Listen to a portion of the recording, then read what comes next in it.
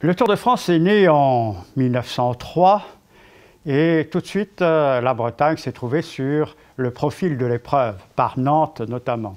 Et puis 2 ans après, eh bien, cela a été la révélation du premier grand coureur breton de l'histoire, qui s'appelait du reste Petit Breton, mais ça n'était qu'un sobriquet, on va le voir.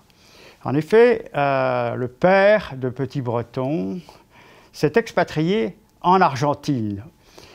Il avait fait de mauvaises affaires, il était bijoutier à Plessé, en Loire-Atlantique, qu'on appelait à ce moment-là la Loire inférieure. Et en Argentine, il a vu arriver ses 3 fils, 3 ou 4 ans plus tard, dont le cadet qui s'appelait Lucien. Lucien Mazan, de son vrai nom. Il était dans les cercles français, il s'amusait, il travaillait.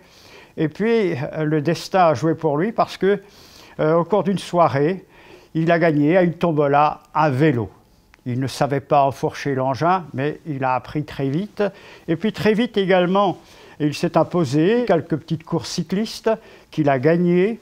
Il a même été champion d'Argentine. Et à partir de ce moment-là, les Français de son cercle lui ont demandé de venir en France, de venir dans la mère patrie pour s'essayer et pour se mesurer aux autres. Il s'était fait appeler Breton en Argentine, mais Breton, lorsqu'il est arrivé en France, il y en avait un Breton, un coureur qui marchait fort bien d'ailleurs, et donc lui a accepté de se faire un peu plus petit, et il s'est appelé Petit Breton.